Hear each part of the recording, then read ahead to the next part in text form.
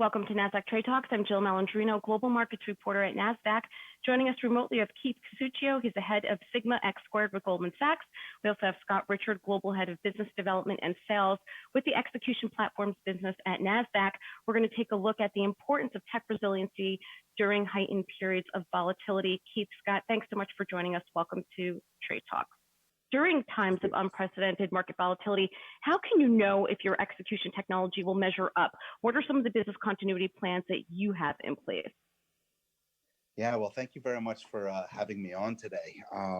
To agree with the statement, certainly we've had some unprecedented volatility over the past month or so. Certainly at the time, we're seeing it lessen a bit over the past couple of weeks, but certainly in the heat of what was going on, certainly one of those where you hope that all your pre-planning is there, but then you need to check and verify once again to make sure that systems are running smoothly, et cetera. And I think it really started with kind of pre-game. You try to do the best with what is going to happen. What are volumes going to be like? What is the headroom that you have in the system? And certainly what we experienced over those really 3-4 week period of time, the headroom, we got to it rather quickly. When you start to triple volumes of just a couple of weeks prior, you really start to make sure that your systems are really in the way. And one of the things that we started to do certainly was calls with our ops team. Really a daily check-in with the folks in Ocean, as well as the support team within X Squared that work directly for Goldman Sachs. I think that was where that really started to go in on having a focus on what is the headroom. Were we running hot yesterday? What could we do for today to make sure that if we were dealing with any issues, and touch wood, we really had a very smooth process through that whole period to make sure that we were running smooth. I don't know if you want to go, Jill, in anything else. Yeah. And Scott, we'll have you follow up in terms of Nasdaq's response. Sure. Jill, thanks so much for having us on. One of the great things that's going on at Nasdaq is that we have experienced this type of market volatility over the course of many times. We saw it earlier in the 2000s. We saw it in the 2008. So we are really prepared to be able to handle this type of market volatility, and it's because of this operational excellence program that we have established inside of Nasdaq that we're able to handle these types of wild swings in the market. We have standard architecture across all of our trading systems. When you have bespoke systems, it causes a lot of operational inefficiencies, and the fact that we use our proprietary INET technology, not only for our own exchange grade systems, but also for the systems that we operate, like Sigma X Squared, it creates a lot of efficiencies for us. We have our own proprietary software stack. We are in control of our own destiny, and we have best-in-class operational processes. So when there are wild swings like this, or there are incidents, we have the change in incident management practices that are well honed, and we're able to tackle those issues really, really quickly. One of the other things that we do is we have a healthy tech refresh cycle. So when issues like this do rear their head, we have the capacity to be able to handle these types of wild swings. And we also have a really strong focus on our resiliency and automation. So this really has a minimized impact towards business.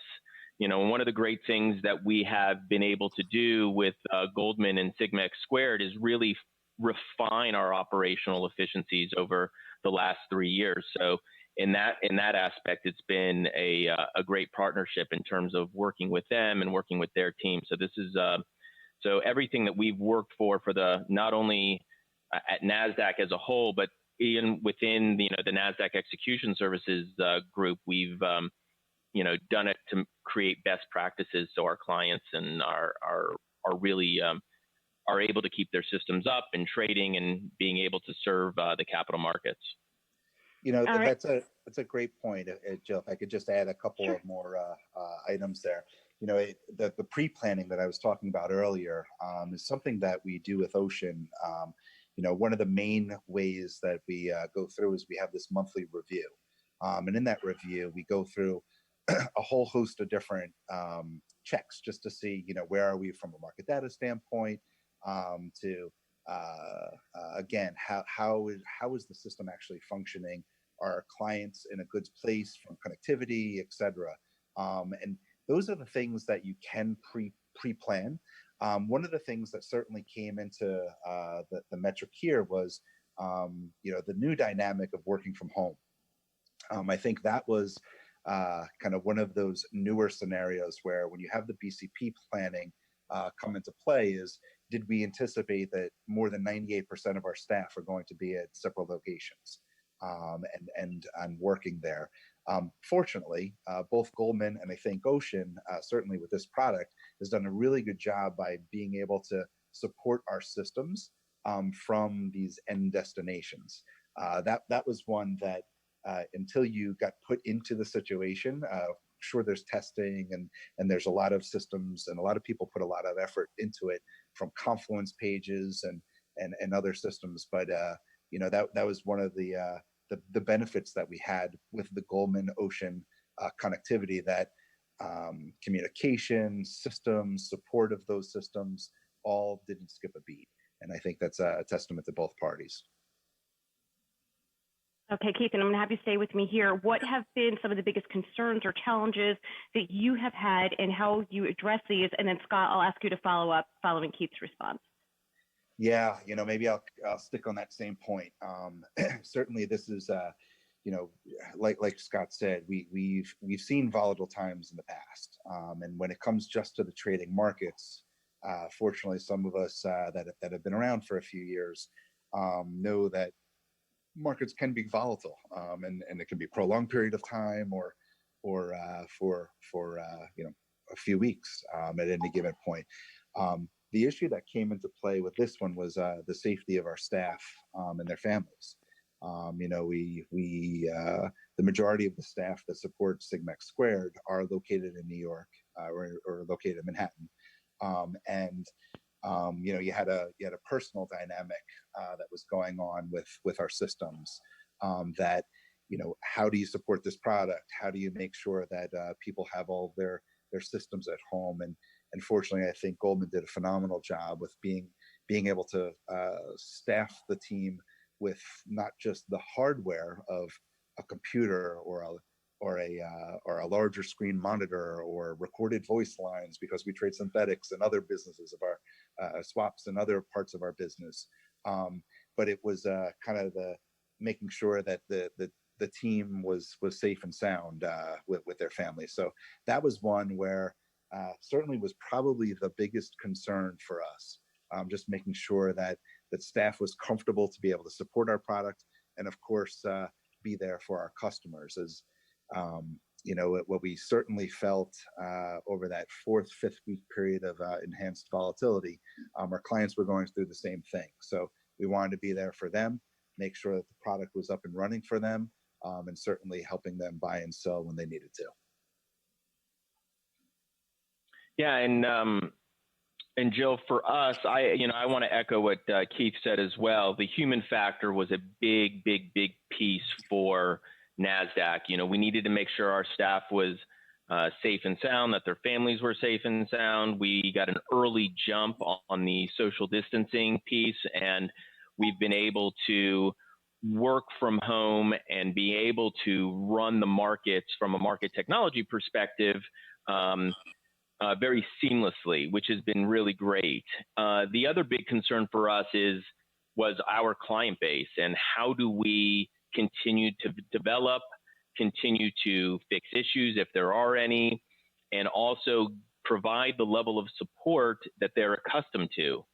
We understand that our clients are under stress, and our focus is to support our clients during these volatile times, and not just necessarily market volatile times, but also just if you think about it, this whole social distancing practice is something that no one has ever done before. And the fact that we're able to do it with, I want to say relative ease is really comforting.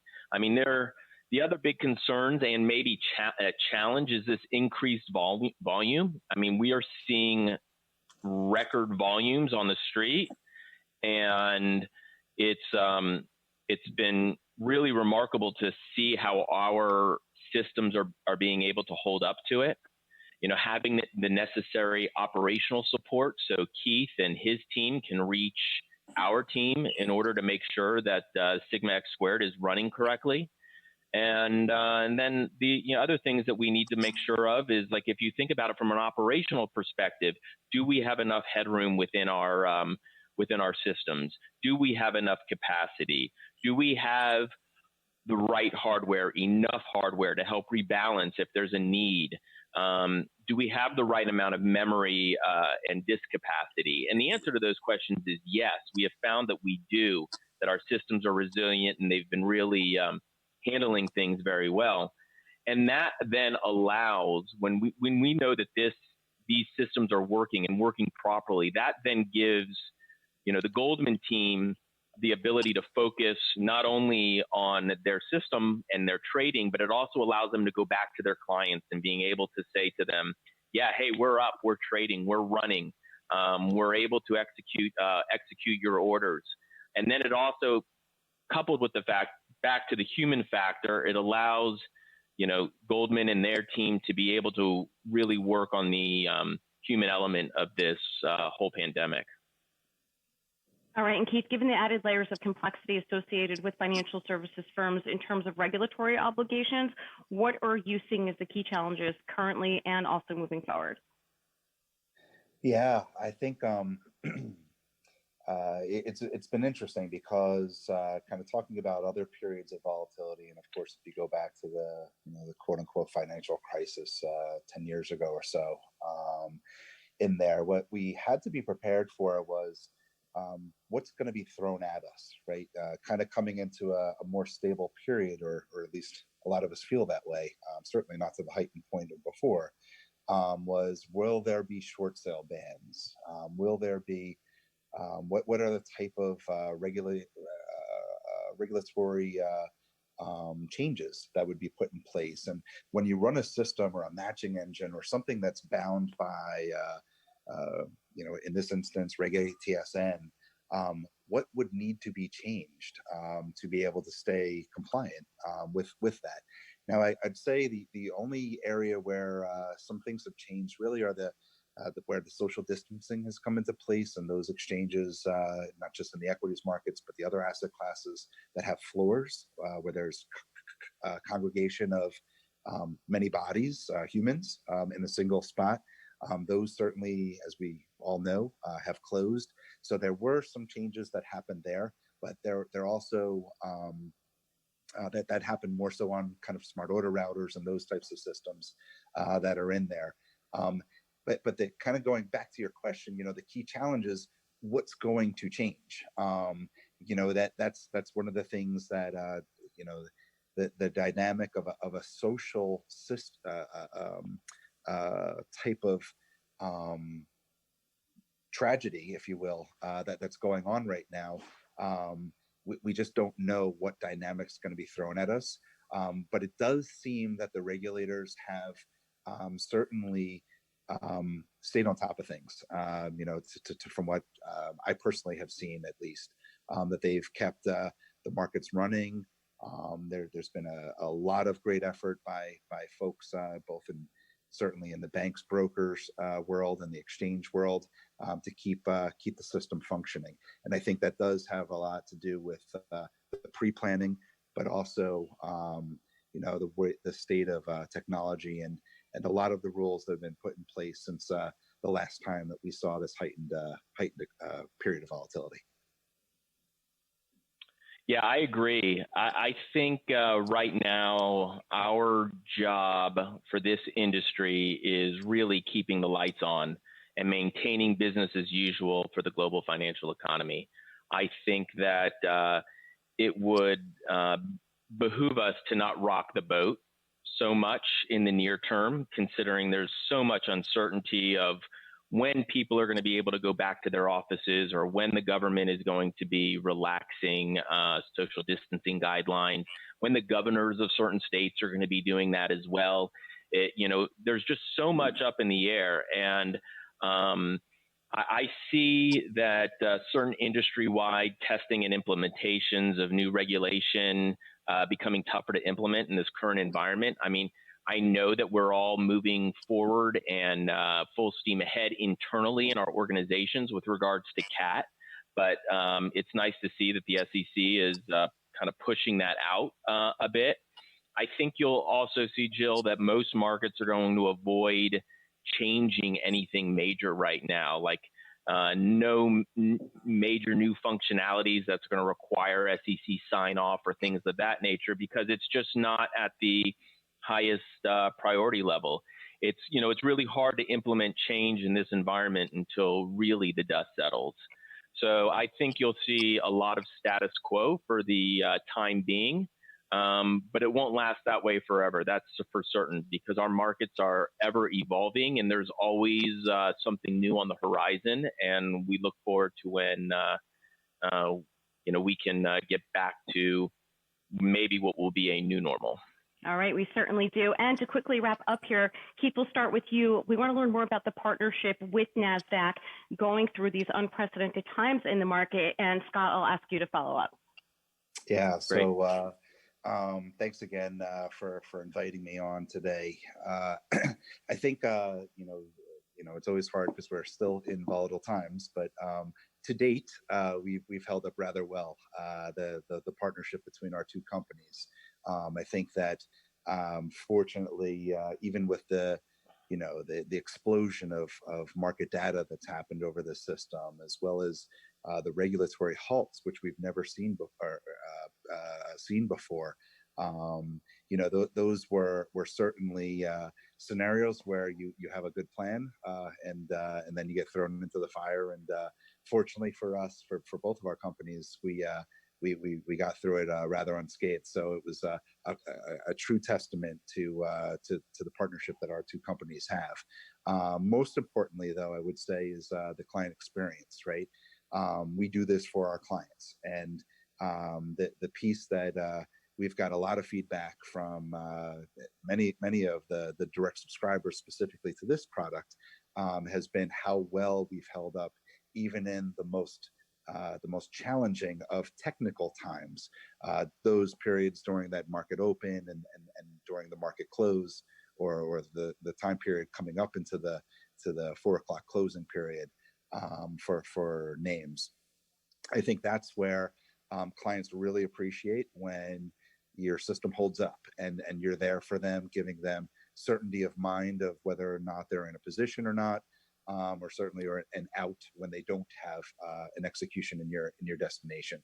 So I think that's been the best feedback, certainly from our standpoint, hearing from our clients that they appreciate the fact that, one, not only did we were there for them and we gave them a venue to be able to execute in, but two, to be able to handle those volumes, and that I think is a great testament to Ocean and their team. Yeah, Jill, I would just want to reemphasize that as well. The partnership between Goldman and Nasdaq Execution Services has been just tremendous, and it's worked out from our vantage point well for both sides. 3 years ago when we started with Goldman and Sigma X Squared, we really had no idea where this would go, and Nasdaq has really benefited from having a partner like Goldman, because not only does Nasdaq's technology give us credibility, but to have a partner like Goldman also adds additional credibility to us as well. And in 2019, we had a remarkable year in signing new deals. And I personally believe that without the partnership with Goldman, that would have been a lot more difficult for us to do. And so, one of the great things in working with Keith and his team is that, I don't believe that, Keith had ever in his wildest dreams thought that they would only be the only client. And in fact, in speaking with Keith over the last several years, they've wanted us to grow because they know it's going to be good for their business in the long haul. And because we are growing, it's going to benefit not only Nasdaq, but Goldman as well moving forward. We'll have new features, new functionality, things of that nature. So we're really, really proud to have Goldman as our anchor client, and being able to stand with us and stand by us during not only the last 2 years, but probably the most trying year that this industry is going to see in a really, really long time. We're really fortunate to have them, and we really look forward to seeing what the future holds over the next, the rest of this year and into the next few years. All right, Keith, Scott, thank you both so much for joining us on Trade Talks. Thank you. Thank you. All right, and thanks for joining me. I'm Jill Malandrino, Global Markets Reporter at Nasdaq.